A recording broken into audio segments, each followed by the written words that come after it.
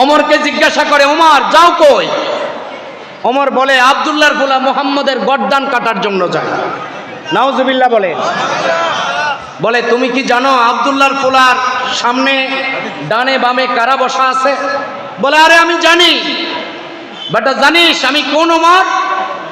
আমার নাম শুনলে জঙ্গলের বাঘ পালিয়ে যায়, গর্তের সাপ মাটিতে সেদা করে ভিতরে ঢুকে বেড়া।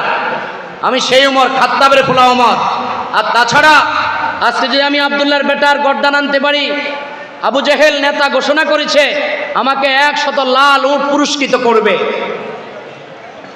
হযরতে সাদ বিন আবু ওয়াক্কাস রাদিয়াল্লাহু তাআলা আনহু বলেন, ওমর তুমি তোমার বাড়ির খবর রাখো, তোমার বোন বগ্নিপথে কলেমা পড়ে মুসলমান হয়ে গেছে।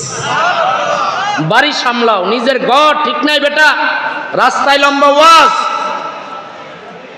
ওমরের মেজাজটা আগে যা ছিল এখন কি কমবো নাকি বাড়বো? জোরে কোন, কমছে না বাড়ছে? আগে ছিল 100, এখন আরো 50 যোগ হয়েছে, 150। মেজাজ লয়া সাদ বিন আবু ওয়াক্কাসের গর্দানের উপরে তলোয়ার ধরছে। আল্লাহর নবীর সাহাবী সাদ বিন আবু ওয়াক্কাস ওমরের তলোয়ারি বের থেকে সাদ বিন আবু ওয়াক্কাস নিজেও তার পেছন থেকে একটা তলোয়ার বের করে ওমরের গর্দানে ধরে, ডাক দিয়ে বলে, ওমর এটা মক্কার পাগলামি নয়। আমি আদা হতে পারি, দুর্বল হতে পারি, কিছুক্ষণ আগে আল্লাহর পয়গম্বরের হাতে আমি কলেমা পড়ে মুসলমান হয়ে আসছি। ওমর, ওমর তুমি আমার ঈমান পরীক্ষা করতে চাও? তোমার মতোই জালিমকে, তোমার মতোই ইসলামের দুশমনকে তলবারি দিয়ে 2টা খণ্ড করতে আমি আকাশ একটু দ্বিধাবোধ করব না। আওয়াজ তুলে বলেন সুবহানাল্লাহ।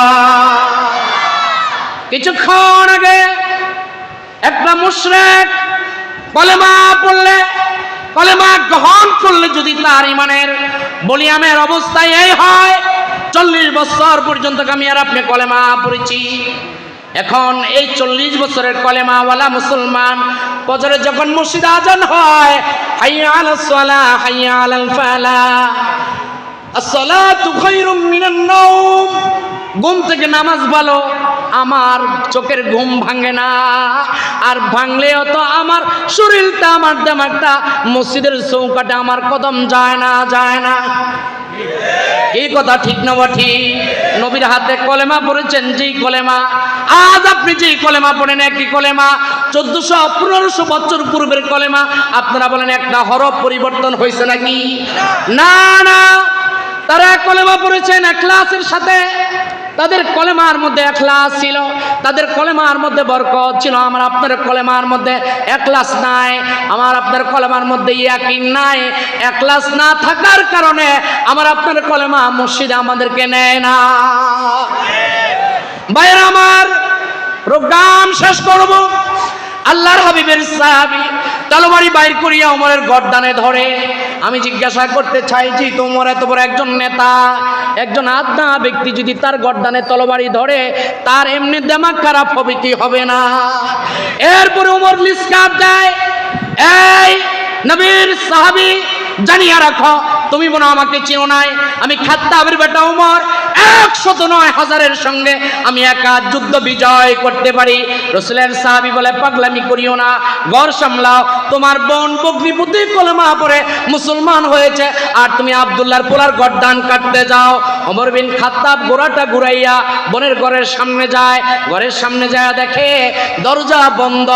ঘরের ভিতরে হযরতে আল্লাহর নবীর একজন সাহাবী, কি নাম যেন, কোন সাহাবী যেন, কোরআন শরীফ পড়ায় ঘরের ভিতরে, হযরতে খাব্বাব রাদিয়াল্লাহু তাআলা আনহু, সেই জমানার নবীর একজন আরেক বড় দামি সাহাবী।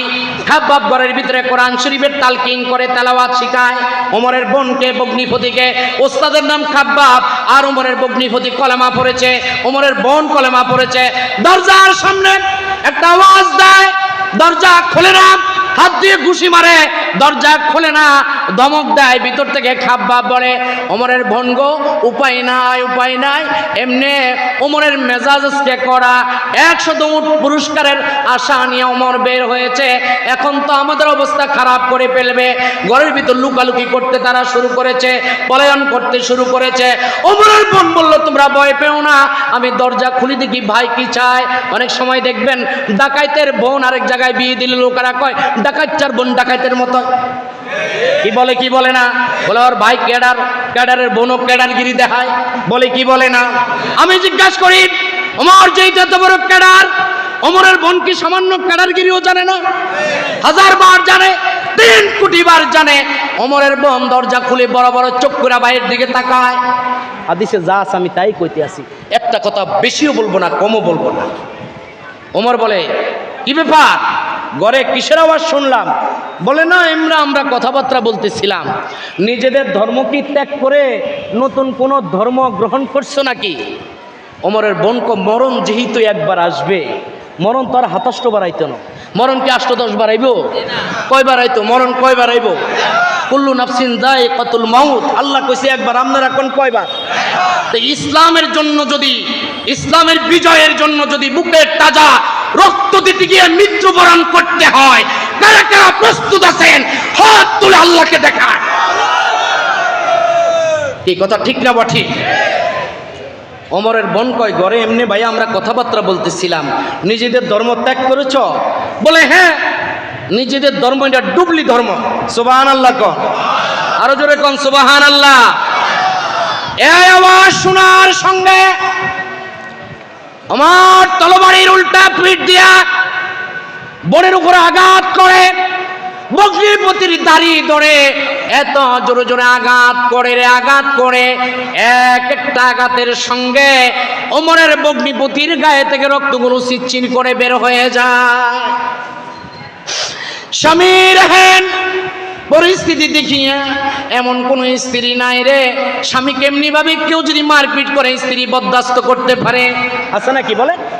আপনাকে যদি কেউ এইভাবে মারধর করে, আপনার স্ত্রীকে এটা বরদাস্ত করবে? ওই মিয়া বলেন বরদাস্ত করবে? আপনারা তো আপনাদের স্ত্রীর নামে কত বদনাম বলেন, যাই দেখেন সে আপনাকে কত ভালোবাসে, আপনাকে কত ভালোবাসে। একদিন নিরিবিলি 1 ঘন্টা চিন্তা করে দেখেন, একজন ঘরের স্ত্রী কতজন পুরুষের কাজ সামলায়। আর আমরা অযথা তাদেরকে মারধর করি, বকাঝকা করি, গালিগালাজ করি, বকাঝকা করি। আমাদের পাঞ্জাবি ধুয়ে দেয়, জুতা মুছে দেয়, গেঞ্জি ধুয়ে দেয়। শিশু বাচ্চার এক একটা বাচ্চা 2 মাস 3 মাস 6 মাসের বাচ্চায় একবার দুধ খাইলে কমপক্ষে 11 বার পেশাব করে, ডাক্তাররা বলেছে। একটা নবজাতক বাচ্চায় 1 মাস থেকে 1 দিন থেকে 6 মাস পর্যন্ত একবার দুধ খাবে, 11 বার পেশাব করবে। মার কোলে পেশাব করে, মার বুকে পেশাব করে, মার মুখে পেশাব করে, মার পেটিকুট ভিজা, ব্লাউজ ভিজা। কোনো মা কি বাচ্চাকে ঘর থেকে মেলে ফেলে দিয়েছে? কত কান্নাকাটি করে, কত জিন বুতে ধরছে, এই ধরছে সেই ধরছে, কত লক্ষবার যে মাছ চুমা দেয় ওর গালের মধ্যে আল্লাহ জানে, কম্পিউটারও ধরবে না।